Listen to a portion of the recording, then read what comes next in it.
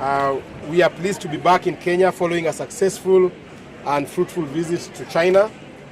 During our time in China, the UDA delegation engaged in meaningful discussions with our counterparts in the Communist Party of China. We explored areas of mutual interest, including economic collaboration, infrastructure development, and capacity building.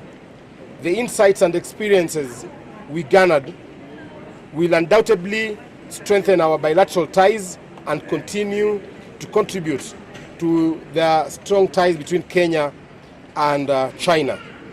However, upon my return, I have been deeply concerned by reports of indiscipline among some of our elected members within our party.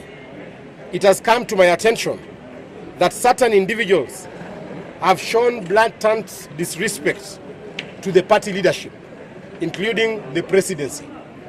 This behavior is unacceptable and will not be tolerated within the UDA party. We want to now bring order in the UDA party. I am specifically addressing the actions of the following members of the UDA party. 1. Githunguri Member of Parliament, Honorable Gathoni wa Mushomba. 2. Nyeri Governor, Honorable Mutahi Kahiga.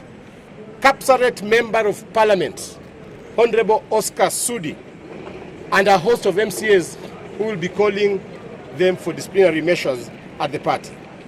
Your recent conduct has not only undermined the party's unity, but also disrespected the leadership that you pledged to serve.